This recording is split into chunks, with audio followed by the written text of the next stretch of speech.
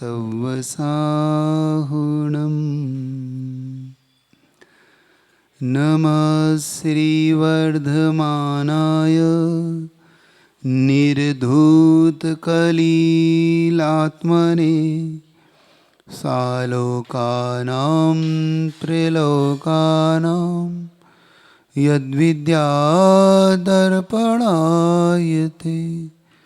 वर्तमान शासन नायक भगवान वर्धमान महावीर स्वामी की, संश्रोमणी आचार्य गुरुवर विद्यासागर जी महाराज की, आचार्य प्रवर समय सागर जी महाराज की, वीर सागर महाराज की।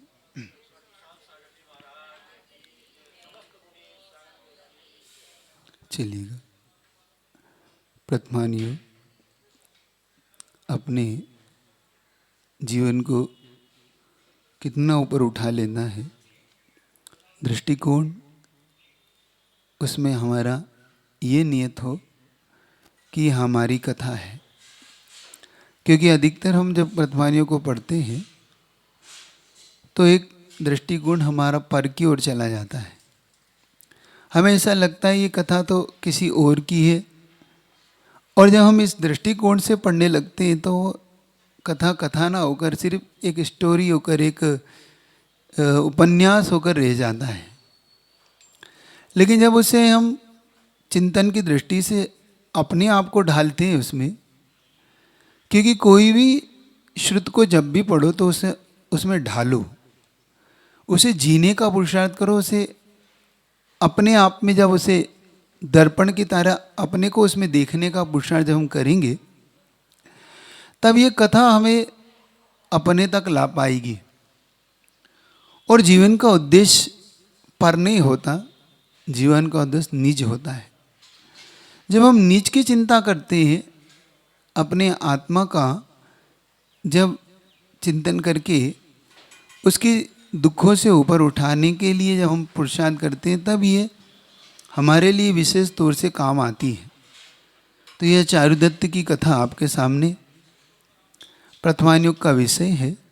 लेकिन इसे आप अपने आप को खोजिएगा कि हम कहाँ हैं इसमें, हम कितने डूबे हुए, और इस कथा के अनुसार हम कौन से पात्र में अपने आप को महसूस करते। ठीक है, तो कथा आपकी तीसरे चौथे दौर में है।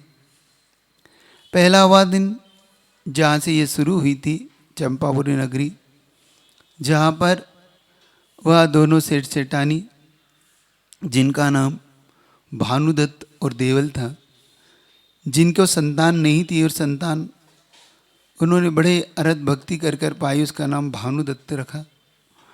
धीरे धीरे भानुदत्त जब बड़ा होने लगा तो उसका मन जिनवाणी में रमने लगा, धर्म ध्यान में रमने लगा। लेकिन जब अधिक धर्म ध्यान जी में आपके जीवन, क्योंकि श्रावकों को जीवन ज़्यादा धर्म ध्यान पसंद नहीं होता, उन्हें लगता है कि भाई एक लिमिट हो इसकी, है ना। होता भी है, होना भी चाहिए, क्योंकि एक लिमिट का मतलब ये है कि बंटवारा जीवन का, चूँकि श्रावकों का अलग अलग कार्यों के लिए होता है, तो ठीक भी है।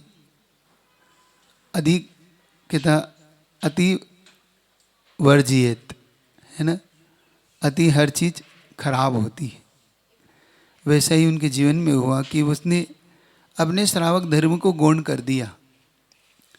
न वो मुनि रह पाए, न श्रावक रह पाए। ऐसे जीवन के लिए कैसे जिए, तो माँ ने और पिताजी ने उनके, वहीं पर उनकी जो मामा था सिद्धार्थ, उसकी एक पुत्री थी मित्र सुमित्रा, उससे उसका विवाह किया गया।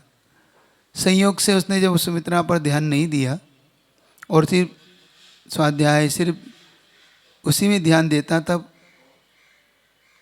उसने एक रास्ता खोजा।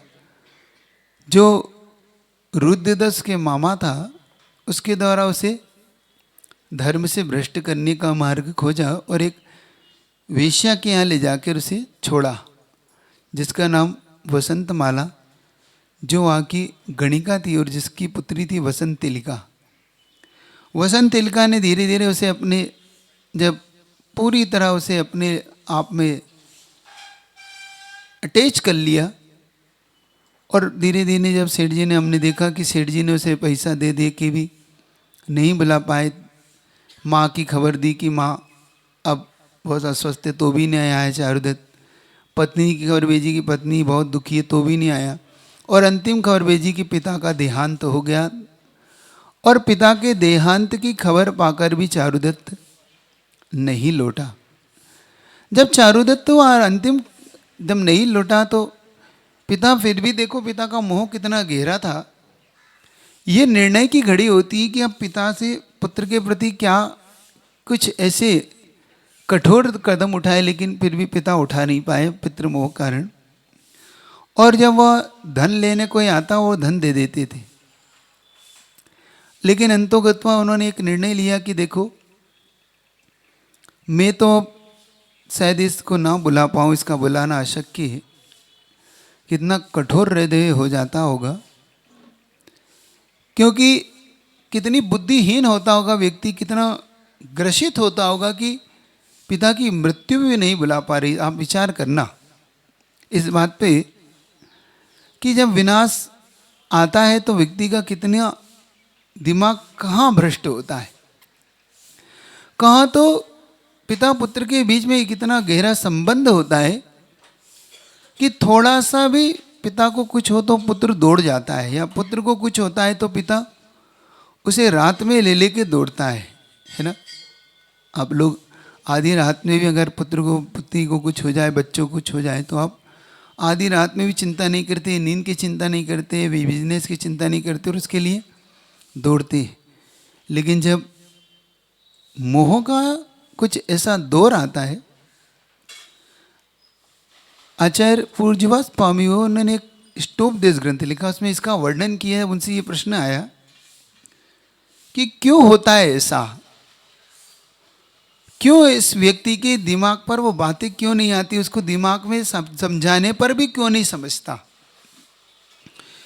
उसे गुरु समझाएं तो नहीं समझता, माता पिता समझाएं तो नहीं समझता, उसे मित्र समझाए, सगे संबंधी सब समझाओ, कुछ समझ में ही नहीं आता उसको। आप देख लेना, ट्राई कर लेना, कोई ऐसे लोग हो आपके जीवन में, क्योंकि मैंने तो ऐसा बहुत बार जीवन में ऐसे लोगों को ट्राई करा, लेकिन उन्हें नहीं समझ में आया। कई बार तो इतने खराब दौर से वो लोग गुजरे, तब भी उन्हें समझ में नहीं आया। एक बच्ची ऐसी हम लोग के संपर्क में, उसके माता पिता थे, तो उसने इंटर कास्ट मैरिज का मन बना लिया, एक लड़के ने बना लिया। हमने उनको समझाया कि भाई देखो, जिस कुल में आपने जन्म लिया, जिस कुल में आप लोग हैं, उस कुल में ये सब अपने लिए वातावरण ठीक नहीं है, आप लोग ऐसा मत करो, और अंतो ये आपको दुख ही देगा, कोई लाभ नहीं होगा। तो उन्होंने कहा महाराज जी अब ठीक है, ये सब ठीक है, अब जो है सो हमें तो वही करना है। हम लोगों ने समझाया उसको काफ़ी, यहाँ तक कि एग्रीमेंट उन्होंने ऐसे किए कि क्या फ़र्क पड़ता है महाराज जी, अब वो भी तो मनुष्य ही हैं, ठीक है उनका कुल अच्छा नहीं है, लेकिन वो खून तो उनका लाल ही है। मतलब ऐसे प्रश्न, हमारा भी खून लाल है, उनका भी खून लाल है, सिर्फ जन का अंतर, तो क्या फ़र्क पड़ता है ना। ऐसे ही आते हैं ना उनके, ऐसे एग्रीमेंट, उनके ऐसे ऐसे तर्क होंगे जिनका जवाब आपके पास शायद ना हो। क्या फ़र्क पड़ता है, पढ़ा लिखे तो वो भी है और जीवन तो उनका भी उठ रहा है, ऐसे ऐसे तर्क। लेकिन एक बार बताऊँ आपको, खून का संबंध नहीं जाता, इसको कहते खून का असर, वो नहीं मिटता, कितने ही पुरुषार्थ कर लो, वह रक्त बोलता ही बोलता है। जो अनुवांशिक संस्कार है वो बोलते ही बोलते हैं, वो आगे जाके प्रकट होते ही होते हैं। भले आप कह रहे, देख लेना, आप 4 ऐसे लोगों को मिला ना जो बहुत अच्छे पढ़े लिखे सब कुछ है, लेकिन आप उनमें अंतर पाएंगे उनके संस्कारों से। संस्कृति और संस्कार का असर ये होता है कि संस्कृति और संस्कार के कारण वो अपने जीवन में कहीं भी हो वो आपको असर दिखा देगा। वो चींटी यूं मसल देगा, वो पानी यूं फेंक देगा, वो अनछने पानी से नहा लेगा, वो उनका संस्कार है, वो नहीं जाता। कहीं ड्रिंक का आएगा तो हाँ कर लो, क्या फ़र्क पड़ता है। नॉनवेज, अरे सब तुम लोग क्या सोच रहे हो, सब कोई फ़र्क, मतलब वो संस्कार उनका बोलता है। जब हमने उसे बहुत समझाया तो वो नहीं माने, और नहीं मानने का दूसरा परिणाम ये हुआ कि उसने अंततः शादी की।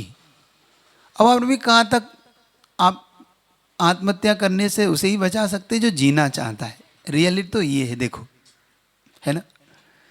जिसे जीवन ही प्रिय नहीं हो उसे बचाना ही नहीं जा सकता। वो कब तक उसके पीछे पड़ोगे, वो कहीं ना कहीं आत्महत्या कर ही लेता है, मौका ढूंढ ही लेता है। होता है जीवन। हमने भी सोच लिया कि अब भैया अब कुछ नहीं हो सकता, जितना अपन पुरुषार्थ कर सकते, हमन करता तो है नहीं, अपन कर्तव्य भी कर सकते, सो अपन ने कर लिया। और फिर उसने शादी की, उस बेटे ने भी शादी की। बाद में जो हुआ वो शायद बताने में मुझे अच्छा नहीं लगना, कि जो दावे कर रही थी कि कुछ नहीं वो जैन हो जाएगा, महाराज जी वो अहिंसा पाल लेगा, उसने मुझे प्रॉमिस किया है। बाद में जो हुआ मैं आपको क्या बताऊँ, उसी ने उसे मार मार कर उसे नॉनवेज पकवाया, एक पकवाया, एक खाने को कहा, और यहाँ तक उसने 5-6 महीने जो अपना रूप दिखाना शुरू किया, मैंने कहा ना ब्लड का असर कहीं नहीं जाता, और अपना रूप दिखाना शुरू किया।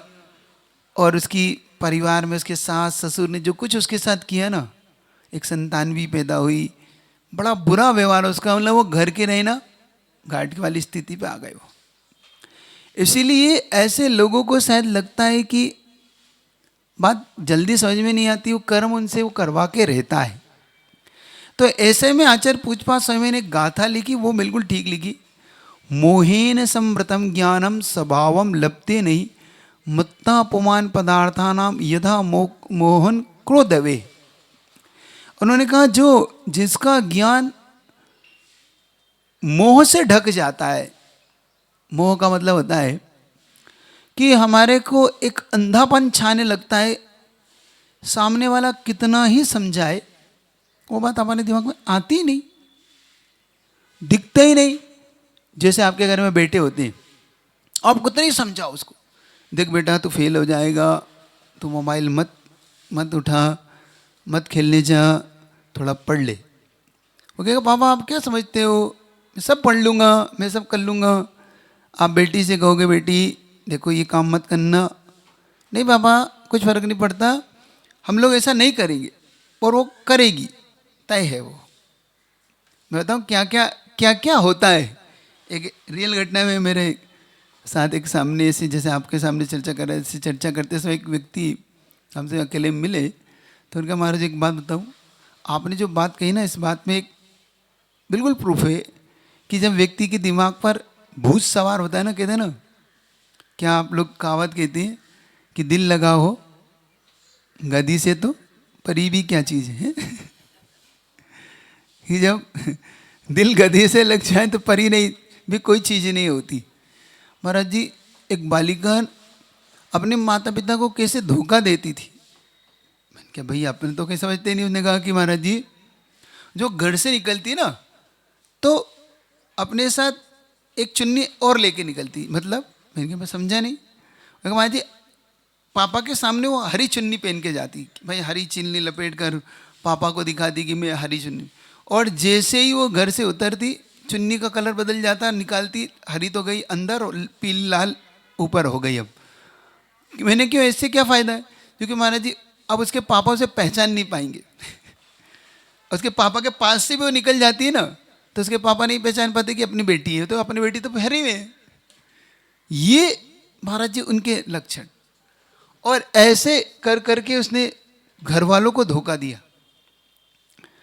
तो मोहन मतलब इतना मोह आता है व्यक्ति का कि जब वो छाता है, स्वभाव मतलब स्वभाव की प्राप्ति नहीं होती, वहाँ तो अध्यात्म से जोड़ा है उन्होंने, लेकिन उनको यहाँ पर अपने और पराये का भेद नहीं रहता कि भाई क्या सही है, क्या हित है, क्या अहित है। वो अहित को ही हित मान के चलता है। आप शराबी को कितने समझाओ वो नहीं समझता, जुआरी को कितने समझाओ वो नहीं समझता, आप कितने ही नशे करने वाले कितने ही समझो बिल्कुल नहीं समझ। मत्ता पुमान पदार्थ नाम, देखो उन्होंने नीचे क्या लिखा, ये उदाहरण बहुत गजब का दिया, और ये 2-3 जगह दिया कि जैसे कि कोई शराब पी लेता है तो उसे विवेक नहीं रहता कि ये माँ है कि बेटी है कि बहन है कि पत्नी है।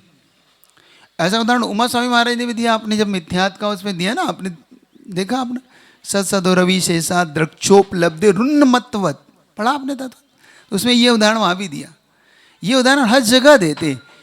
दौलत राम जी भी देते ना, क्या देते हैं वो आपके यहाँ पर, जैसे मोह रूपी शराब पिए ना, मोह मद पियो अनादि, आपको हर जगह मिलेगा ये उदाहरण।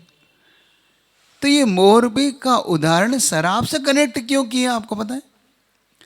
क्योंकि शराब पीने के बाद जैसे उसे ये विवेक नहीं रहता कि मैं नाली में हूँ वह नाली में से स्वर्ग जैसे दिखती है ना, और जब वो उस गंदगी में पड़ा रहता है तो भी वो आनंद ही मनाता रहता है।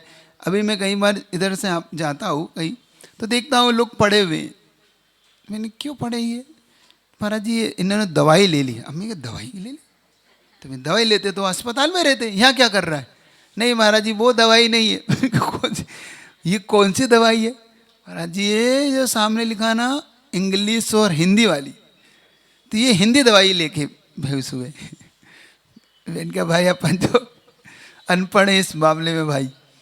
तो वो होश ही नहीं, ऐसे पड़ा हुआ है, गंदगी में पड़ा है, कुत्ता लघुशंका कर रहा है, उससे गर्मी है, भीषण गर्मी में पड़ा है। मैंने कहा ये तो हमसे भी ज़्यादा तपस्वी है, तो इतनी तप तो हम नहीं कर पाते, ये भयंकर तपस्वी है तो है।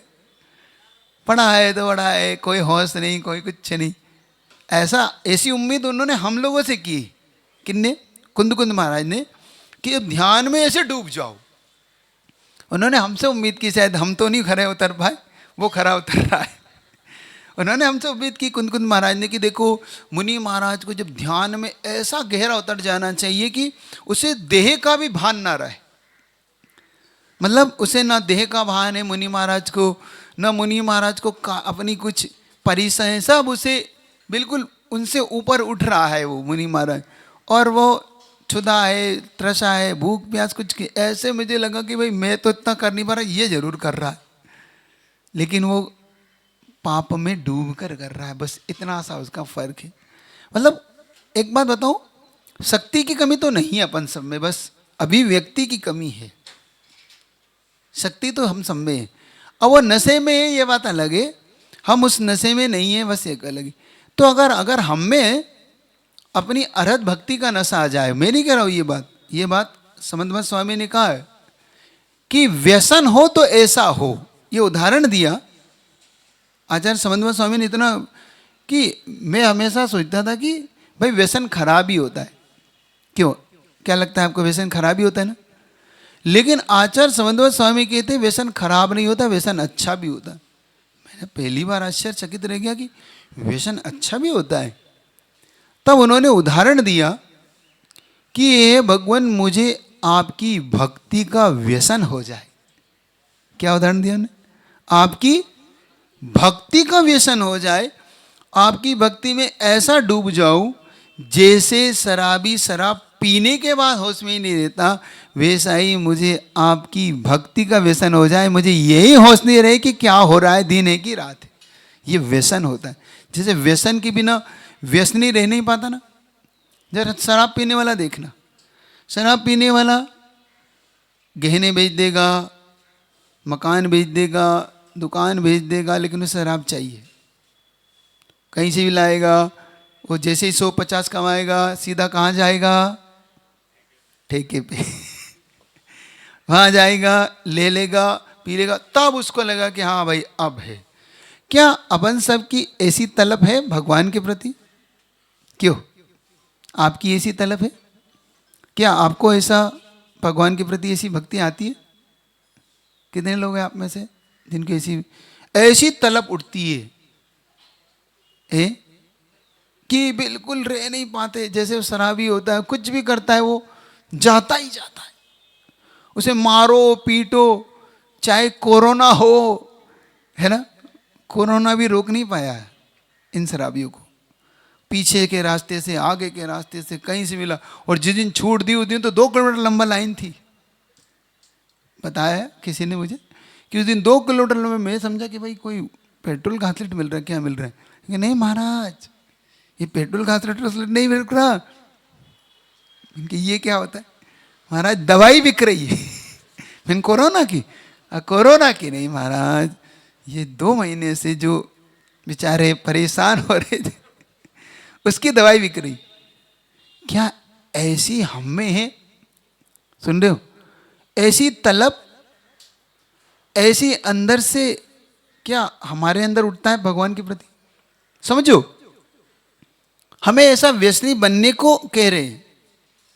और मैं नहीं कह रहा हूं, ये समन्वत स्वामी कह रहे हैं कि हे भगवान, उन्होंने एक स्तुति विद्या नाम का ग्रंथ लिखा, उसमें कहा उन्होंने, भगवान महावीर स्वामी की स्तुति करते हुए लिखा, व्यसनम, ये शब्द ही वापरा है उन्होंने, हे भगवान मुझे आपकी भक्ति का व्यसन लग जाए, और कुछ नहीं। क्या मांगा उन्होंने? आपकी भक्ति का व्यसन लग जाए, मुझे और कुछ नहीं चाहिए, बस ये दे दो आप तो। जब तक मैं मुक्ति ना पालूं तब तक आपकी भक्ति का व्यसन मुझे लग जाए, इसके अलावा मुझे आपसे कुछ नहीं चाहिए। गजब मांग लिया। मुक्ति भी नहीं चाहिए, मुक्ति भी प्रिय नहीं उन्हें, क्योंकि वो कहते हैं कि मुक्ति से ज़्यादा आनंद आपकी भक्ति में आ रहा है मुझे, तो मुझे मुक्ति भी नहीं चाहिए, मुझे तो आपकी भक्ति में आनंद है। और बहुत लोग को आनंद आता भी है। भले आप लोग को लगता हो कि अरहत भक्ति से पुण्य का आश्रय है, जिन्हें लगता होगा, लेकिन याद रखो ये पुण्य के आश्रय का कारण नहीं, ये आत्मा के आनंद का कारण है, उनसे अटैच होता है। तो कभी ऐसी भक्ति करने का पुरुषार्थ करना। फिलहाल तो अपनी स्टोरी पे आपको लाता हूँ कि वो व्यसन एक पाप रूप भी है, एक पुण्य रूप भी है। तो आपको लगे व्यसन लगे तो फिर अरहत भक्ति का लगे, गुरु भक्ति का लगे, जिनवाणी का लगे, अपनी आत्मा का लगे, कि अपनी आत्मा के वैभव को हम पहचान पाएँ। ये व्यसन तो फिर भी ठीक है, लेकिन कभी कभी ऐसा व्यसन किसी को लग जाता है तो व्यक्ति की बुद्धि विवेक सब कुछ मर जाते हैं। और वही हुआ उस बालिका के साथ जो मैंने बताया। अंत में उसे बहुत पछताना पड़ा, वो रोती गाती हुई आई कि महाराज क्या करूं। मैंने क्या, हो तो कुछ नहीं सकता, अब जो आपने कर लिया सो, पहले समझाया तो नहीं समझ में आई, बाद में अब आप कितना ही पुरुषार्थ करो क्या हो सकता है। वही पिता के साथ हुआ। पिता ने बहुत समझाया, चारुदत्त को खूब भेजा, धन भी दिया। अंत में पिता ने एक निर्णय लिया कि देखो ऐसे कलंक के साथ जीने से तो अच्छा है आत्मा का कल्याण करूं। और फैसला लिया कि मैं मुनि बन के अपने आत्मा कल्याण का, शायद पुत्र नहीं होता तो ठीक था, होके मर जाता है तो दुख होता है, संतान नहीं होती तो दुख होता है, होके मर जाए तो दुख होता है, लेकिन सबसे ज़्यादा दुख होता है जब होके वो व्यसनी हो जाए। हो जाए नहीं हो तो कम दुख है कि हो ही नहीं रहा भैया, संतान ही नहीं, क्या करें। संतान होके मर जाए तो फिर से थोड़ा सा ज़्यादा दुख होता है कि भाई अब क्या करें, संतान हुई लेकिन भाग्य में नहीं टिकी। लेकिन होके जिंदा रह के वो व्यसन में लग जाए ना, तो फिर वो दुख का कोई पार नहीं होता, अथाह दुख होता है वो, कि भाई इससे तो नहीं होती तो ठीक था, होके मर जाती तो भी ठीक था, लेकिन ये तो हमारे पूरे कुल को कलंकित कर रही है। तो इससे अच्छा है कि भैया निर्णय क्या लेना चाहिए, आपका मोह क्या कहता है। इससे भी गहरा मोह मैंने देखा। ये तो बहुत अच्छा निर्णय लिया भानुदत्त जी ने, कि उन्होंने निर्णय लिया कि अब मुझे दीक्षा लेना है, मुझे अब ठीक है पिता से।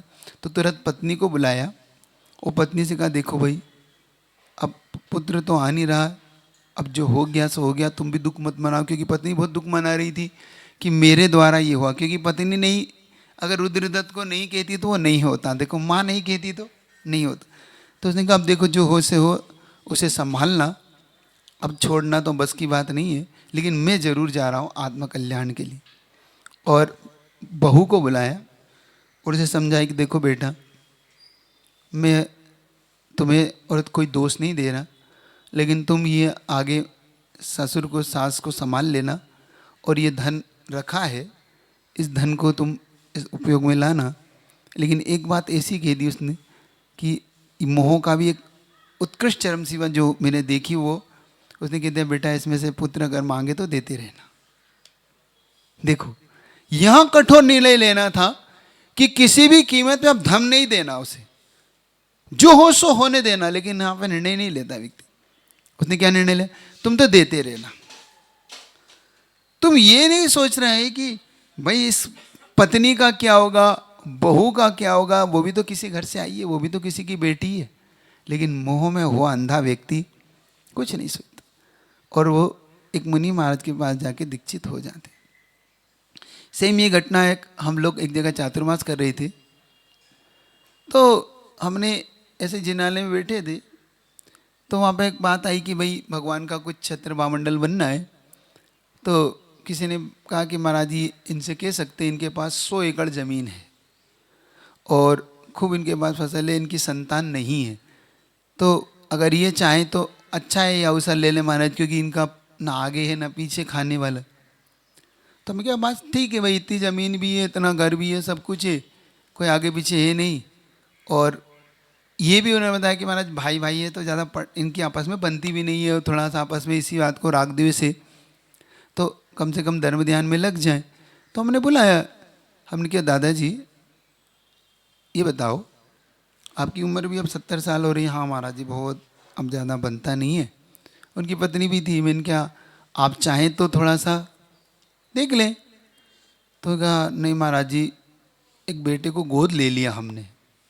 अच्छा मैंने तो उसमें कोई बात नहीं, गोद ले लिया तो कितने का, 2 किलो चांदी का नहीं बनना, इसमें क्या हो गया, 100 एकड़ में। और बता रहे कि करोड़ों रुपए का ब्याज पे चलाते हो।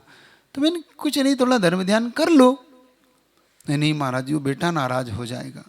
अरे मैं कि बेटा नाराज हो तो अपन ने गोद लिया है, वो क्यों नाराज होगा। नहीं नहीं महाराज जी वो बहुत चिल्ला चोट मतलब इतना नाराज हो जाता है, थोड़ा सा भी दान देते हम। मैंने क्या तुम्हारा भी पाप कर्म का तेज है भाई, अपनी संपत्ति ना अपना कोई लेना ना देना, फिर भी हम ही दान नहीं कर पा रहे। तो उसकी पत्नी ने मुझे संकेत दिया कि महाराज जी आप इन्हें जाने दो, मैं आपसे बात करती हूँ। मैंने क्या हो गया। महाराज जी बिल्कुल ठीक कह रहे हैं महाराज जी, यहाँ तक स्थिति है कि हमारी दवाई के लिए भी वो गिन के पैसा देता है, जबकि हमने ही गोद लिया, करोड़ रुपया उसके नाम कर दिया उसके। तो हमने पूछा जायदाद, महाराज जी मोह के वशीभूत हो गए, हमने सब जायदाद उसके नाम कर दी, 100 एकड़ ज़मीन कर दी, घर कर दिया। अब हमारे पास बस जो है थोड़ा बहुत है नगद, उससे हम काम चलाते। फिर भी आपकी बात नहीं कटेगी, आपने गुरु हैं, आपने कहा है तो महाराज बात तो नहीं खाली जान दूंगी, कर लूँगी। बस इतना सा निवेदन, आप उसको नहीं पता बताना। कोई बात नहीं महाराज, आज भी पैसा खूब है, कोई फर्क नहीं पड़ता, हम दे देंगे, और हमारे कोई ऐसी मैटर नहीं। लेकिन महाराज उस बेटे के डर से नहीं दे पाते हम। मैंने कहा धन्य है आपने गजब ले लिया गोद, आफत लिए कि बेटा लिया है। पर देखो व्यक्ति चला के आफत गोद कैसे लेता है। तो नहीं होता तो ठीक रहता, लेकिन कम से कम दान पुण्य करके आप किसी को भी कह देते हैं ना कि भाई ये जायदाद तेरे को जब दुआ, तो वो कहता है 100 लोग उसकी सेवा करते कि भाई तुम तो बताओ क्या करना है। लेकिन दवाई भी गिन के मिल रही है, सुन रहे हो आप लोग। अपना पैसा, अपनी मेहनत, अपना न्याय नीति का धन भी आपके काम नहीं आता जब तक आपके यहाँ ना हो। इनमें है लेकिन काम नहीं आता जब तक कर्म का लेखा ना मीट आपके साथ हो। सुन रहे हो कि नहीं। खूब संभाल के रखो, खूब आप इकट्ठा करो महाराज। हाँ फिर अंतोगत्मा वहीं दे के जाओगे, देखना कैसा आदमी देता है। पाप में तो कोई सोचता है नहीं। मैंने बहुत बार देखा कि व्यक्ति पाप में नहीं सोचता, बिल्कुल कुछ कोई उसकी लिमिट नहीं पाप में, अनलिमिटेड पाप के लिए अनलिमिटेड पैसा जाने दो। लेकिन जब बात आती है कोई ऐसे महान काम की, तब आप देखो कितनी लिमिट होती है उसकी। नहीं महाराज जी ऐसा है वैसा है, समझो आप बात को। मैं ठीक मैं तो समझा हुआ हूँ, मुझे नहीं समझना, समझना तो तुम्हें है। तो ऐसा ही होता है। चारुदत्त की वो पिता ने दीक्षा ले ली, पत्नी ने भी धीरे धीरे भाई वो फिर लेने आती पैसा, फिर दे देता, फिर लेना। अब स्थिति ऐसी हो गई कि पत्नी के गहने बेचने की नौबत आई। उसने अपना पति धर्म निभाया, उसने अपने गहने भी बेच दिए। अब बचा क्या घर में, थोड़ा बहुत खाने को पैसा था, तो जब वो पास आस पास के लोग देखते हैं ना, तो उन्हें थोड़ा सा, तो उसकी पड़ोसन जो थी वो देख देख के बहुत दुखी होती थी कि देखो कितना इन पे कष्ट है। कहाँ तो इनके नगर सेठ की उपाधि थी जिसके पास, राजा विमल महान का सबसे नगर श्रेष्ठी की उपाधि उसे दी गई थी, इसके पिता को, भानुदत्त को। और इसकी जहाँ से निकल जाता था वहाँ के सेठ खड़े हो जाते थे जिसके लिए, जहाँ पर राजा उसके सम्मान में खड़ा होकर उसका सम्मान करता था कि आइए आइए। सभा में जब आ जाता था सेठ तो राजा स्वयं खड़ा, आइए आइए, बैठा बैठा, आसन देता था। आज उसका बेटा व्यसनों में इतना लिप्त हो गया कि पड़ोसी भी उसे पूछ नहीं रहे, कोई उसकी सुध लेने वाला भी नहीं है, और घर में कुछ नहीं। तो उससे दया आई, उसने कहा कि बहन एक काम कर लोगी मेरा। देखो कभी कभी कोई आपको कितनी अच्छी सलाह दे जाता है और वहीं से आपके चेंजेस आते हैं। उसने कहा बहन एक काम कर लोगी तुम? कहा हाँ ठीक है, ऐसा करो, आज अगर वो जब पैसे लेने आए तो इतना सा कह देना कि मेरे पास कुछ नहीं है और ये कुछ बचा है, तो मैं सिर्फ जैसे तैसे कपड़े सिल के काम कर रही हूँ, और तुम चाहो तो अब ये भी मैं दे सकती हूँ, मैं अपने आप को बेच के दे सकती, ये लाइन तुम उस बोल देना बस। उसने कहा ठीक है। जब वो आई लेने तो कहती कि बहन देखो अब मेरे पास कुछ नहीं है, अब हमारे पास पेट भरने के लिए जो कुछ था तो हम ये कपड़े सिलते हैं थोड़े बहुत और लोगों के काम करते हैं, और फिर भी अगर मन नहीं भर रहा हो तो मैं अपना आपको बेच देती हूँ और तुम उससे पैसे ले आओ। अब इतना कहते बस, अब वो पिघल गई, यहाँ पे वो वेश्या पिघली। नहीं नहीं अब तुम मत करो, अब मैं कर लूँगी जो मुझे करना है, अब देखना क्या होता है। उसने कहा कि अब मैं कर लूँगी जो करना है, अब तुम चिंता मत करो। अभी तक वो उसे भेज नहीं रही थी चारुदत्त को, क्यों? क्योंकि धन आ रहा था।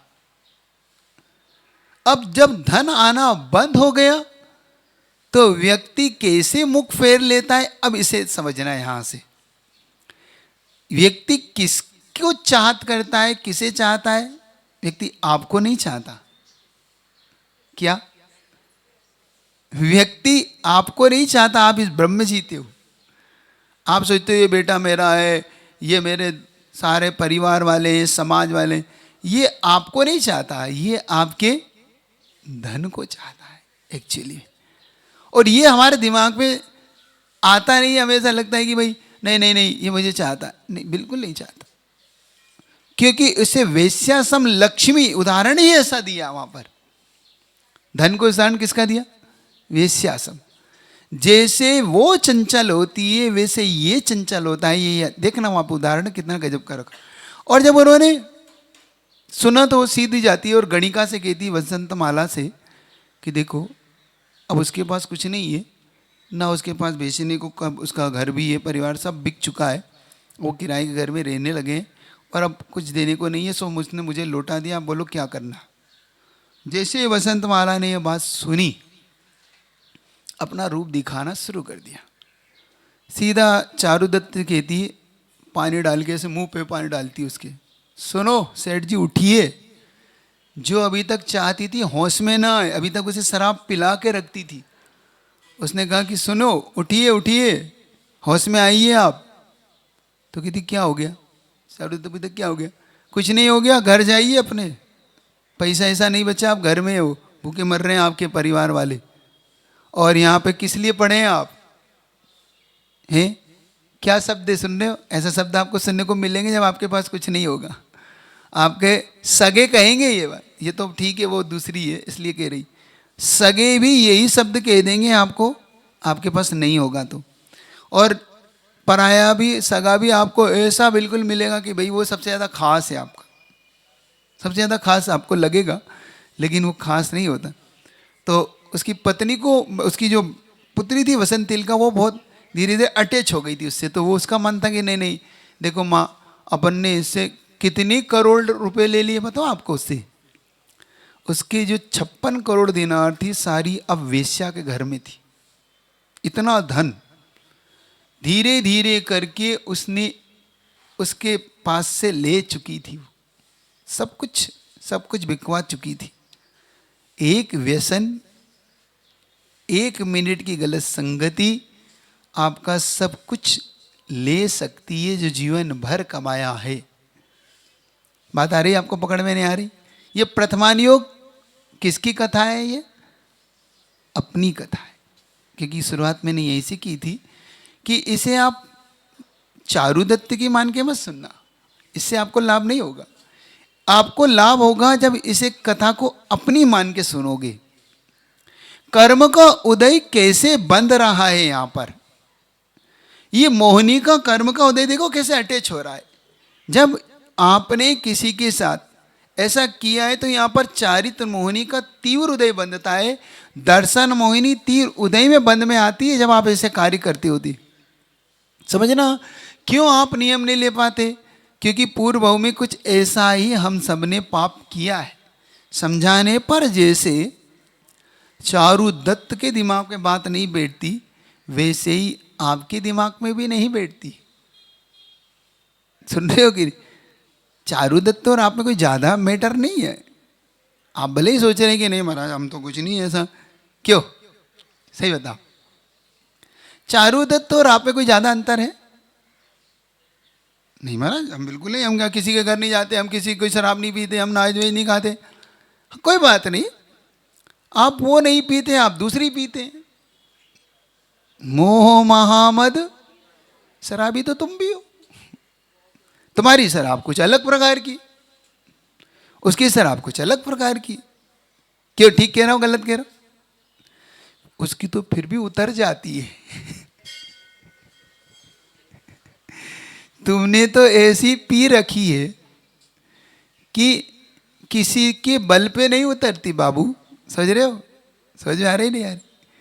और चलो तुम चारुदत्त की बात कर रहे हो, हाँ महाराज देखो उसको पिताजी समझा रहे हैं, उसको माँ समझा रही है, उसे सब कुछ समझा रहे। देखो महाराज कैसा निकृष्ट है, समझ में नहीं आता है ना, निकृष्ट है ना वो, समझ में नहीं आता। चलो तुम्हें भी तो जिनवाणी माँ समझा रही है, तुम्हें समझ में आ गई? आप लोग को बात समझ में आ गई? माँ जिनवाणी समझा रही, गुरु समझा रहे, प्रभु जैसे परम पिता समझा रहे। देखो पिता अपने परम पिता प्रभु है ना, जिनवाणी हमारी माँ है, गुरु हमारे सब कुछ है। और वो समझाने पर भी हमारे मोह का नशा हमें नहीं उतर रहा, फिर भी हम भटके हुए, फिर भी हम राह नहीं बदलते, राह नहीं चुनते। हमें क्या करना चाहिए बताओ? चारुदत्त हमसे ज्यादा अच्छा है कि हम चारुदत्त से भी गए बीते? क्यों? अब थोड़ा सा, हम चारुदत्त से अच्छे हैं कि चारुदत्त से गए बीते? बोलो ना, मौन क्यों हो गए? जो जो है सो है, स्वीकार करो। कह दो अच्छे है तो अच्छे, मैं तो कहाँ मना कर रहा हूं, हैं? गए बीते है ना। चारुदत्त से भी शायद हम गए बीते हैं, क्योंकि अब आगे चारुदत्त का जो होने वाला है उसके बाद चारुदत्त तो फिर भी कैसे बदलाव में आएगा और फिर भी हम नहीं बदल लेंगे। ये अब विचार करना अब क्या होता है चारुदत्त।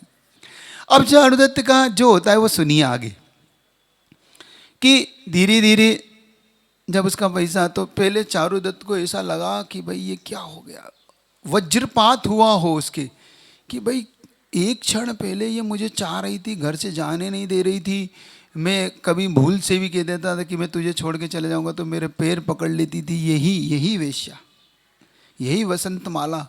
नहीं नहीं ऐसे कैसे सेठ जी आप हमें छोड़ के कैसे जाओगे? और आज ही एकदम से इसका सारा रुख ही बदल गया। धन्य पैसे की महिमा, है ना, है ना? और मैं भी कैसा मूर्ख हूं कि मैं इसके यहां पड़ा हुआ हूं।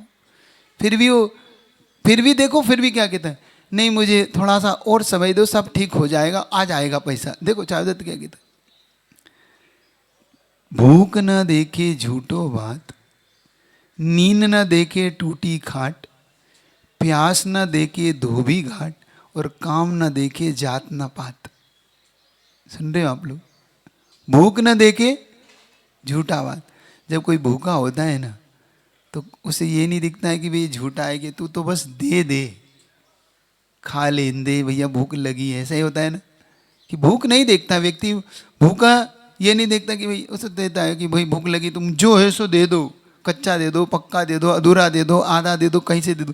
भिखारी को देखो ना, कहते भीख मांग के वो ऐसे छीन छीन के खाते, वह भूखा हो। देखा आपने, झूठा बात नहीं देखते ना।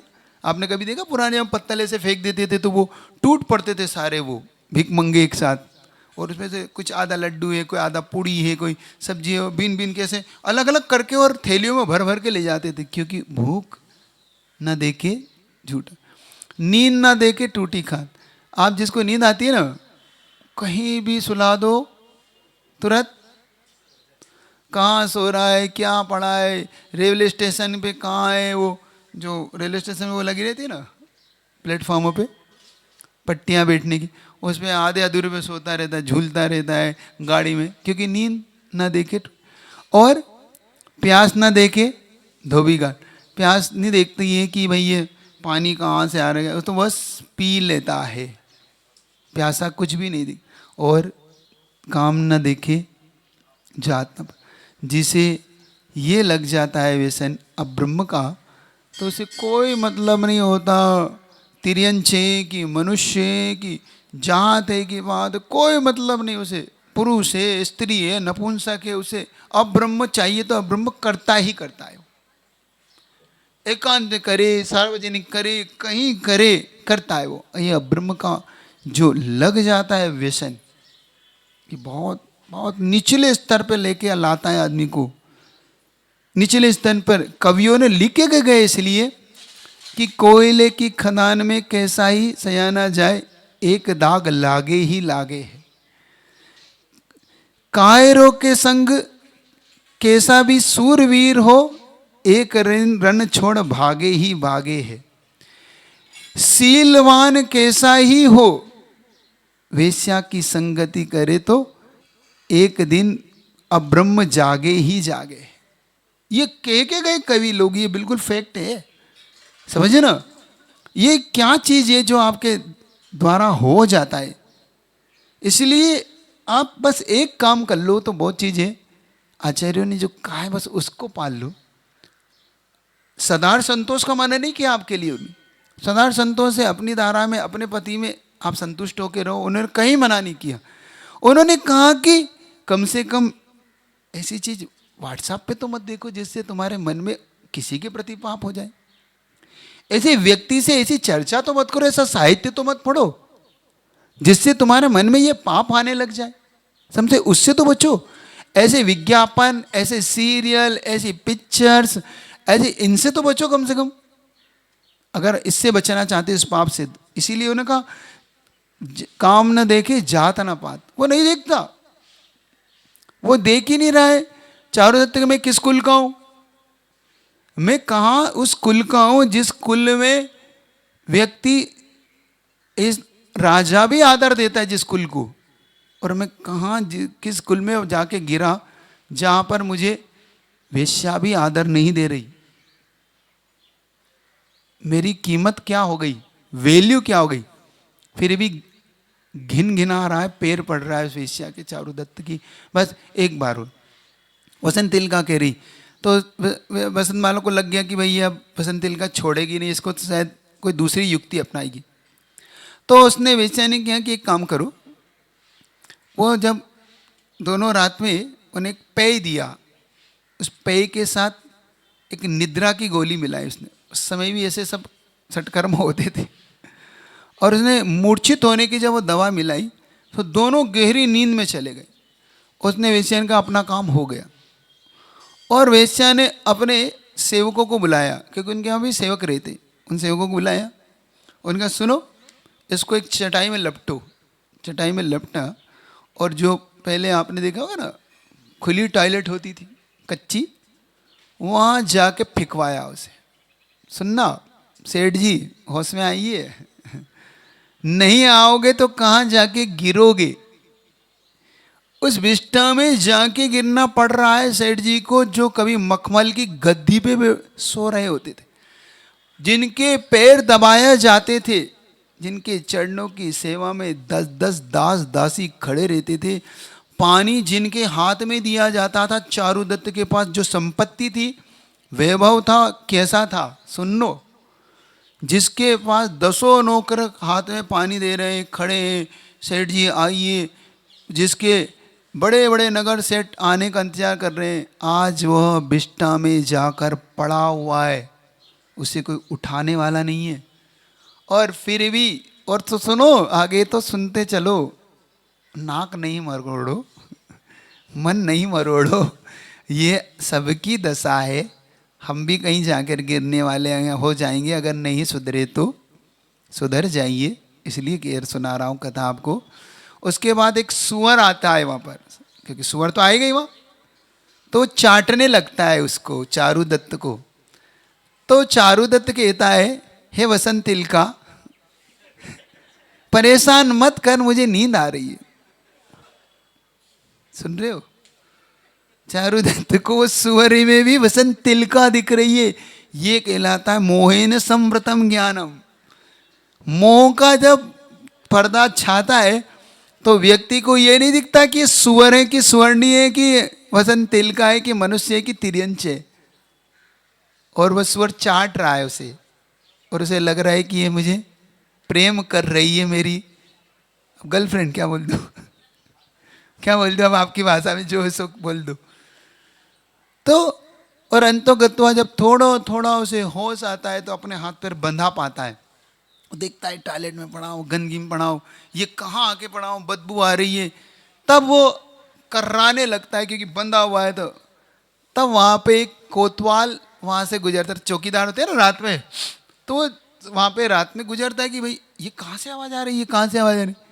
तो वो बुलाता है एक अपने सैनिकों को कि भाई जरा देखना ये आवाज़ कहाँ से आ रही।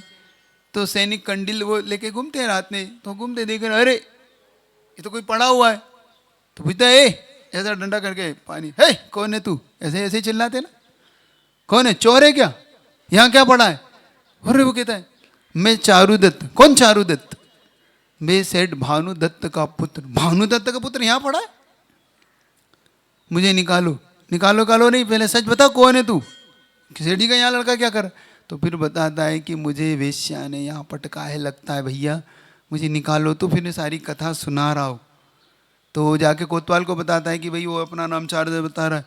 तो कह रहे हाँ हाँ वो चारुदत्त तो वही भानुदत्त का पुत्र, वो तो अपने सेठ जी थे, उनका पुत्र की ये करनी। सुन रहे हो अपने परिवार में कैसे कलंक लगता है, कैसे व्यक्ति अपने परिवार को कैसे डुबो देता है इज्जत को। सुन रहे हो कि बात समझ में आ रही नहीं आ रही आप लोग को कुछ? सुन रहे हो? ऐसे माँ जिनवाणी आपसे कोई उम्मीद कर रही है,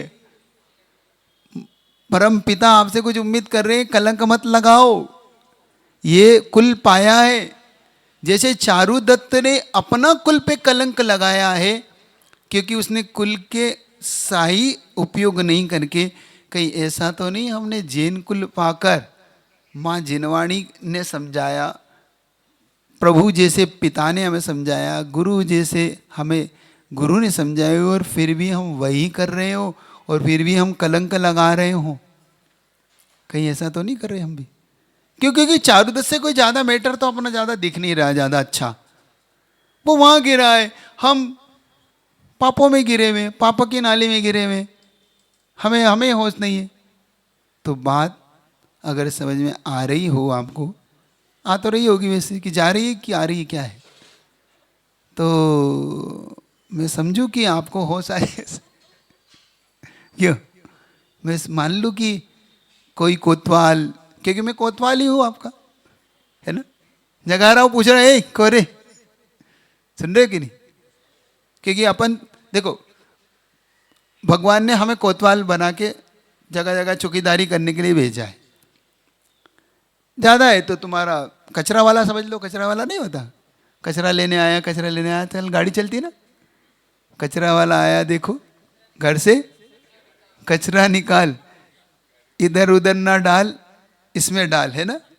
तो तुम मुझे अपना कचरा वाला समझ लो, भाई तुम्हारा कचरा साफ करने को ही लाया हो, कुछ अंदर का हो जाए, बाहर का तो भगवान ही मालिक है, कम से कम भीतर का कुछ कचरा साफ हो जाए। तो भाई आप फेंक देना, गाड़ी लाया हो, न जाने कितने दिन खराड़ी में ये गाड़ी खड़ी है, तो जो भी चाहो तो आप अपना कचरा निकाल देना। कसायों का कचरा होगा, पापों का कचरा होगा, कोई व्यसन का हो, किसी का बेर का कचरा हो, किसी का राग द्वेष का हो, किसी का लोभ का हो, क्रोध का हो, मान का हो, किसी को और कोई लेश्याओं का हो, अशुभ लेश्याओं का कचरा हो, मिथ्यात्व का कचरा हो, सारा अपन बीनते हैं। आप दे सकते हैं। अपने पास ऐसी फैक्ट्री है जिसमें वो सारा रिसाइकल होकर अच्छा हो जाता है। तो आप देना चाहें तो दे सकते हैं। कौन कौन देने को तैयार है? नहीं महाराज, बहुत प्रिय कचरा है महाराज, ऐसे कैसे दे दे? क्यों? बहुत प्रिय आप लोग को कचरा? आप घर में रखते हैं कि गाड़ी में डाल देते हैं? बोलो रे, बस हो गया आपका समय, बहुत छोड़ रहा हूँ, 1 मिनट और ले रहा हूँ, आपका समय हो गया। तो जिंदगी का समय हो जाए उससे पहले घड़ी घूम रही है, तो कुछ अच्छी चीज़ें अगर आपको लगता है तो कल चारुदत्त का हो देखेंगे कि वो निकल पाया कि नहीं, या कोतवाल ने उसके साथ जो व्यवहार किया होगा तो क्या किया होगा, जानना चाहते हो ना? तो कल राइट टाइम राइट टाइम वही 8:30 35 40 जो भी बच जाए उस हिसाब से अपन करेंगे। क्योंकि मैं तो आ जाता हूँ, आप ही थोड़ा थोड़ी बारात धीरे धीरे आती है, फिर भी 2-4 हमारे दूल्हे आ जाते हैं, उनके साथ अपनी बारात शुरू, मंत्र पढ़ना शुरू कर देता, भाई तुम तो फेरा शुरू करो, आती रहेगी बारात, ठीक है ना? तो इतना ही रखता हूँ। बहुत अच्छी घटना है।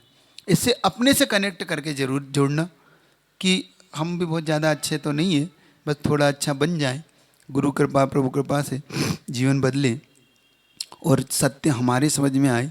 सत्य के आगे जब असत्य का पर्दा जब डला होता है तो वो हमें दिखाई नहीं देता, और वो असत्य का पर्दा कुछ नहीं है, वो हमारा मोह ही है, हमारे पाप कर्म ही है जो हमें सत्य को देखने नहीं देते। इस सत्य को आप और हम सब देख पाएँ, जीवन को बदल पाएँ, जीवन अच्छा कर पाएँ, इतनी ही भावना रखता हूँ। बोले आचार्य गुरु विद्यासागर जी महाराज की। जिन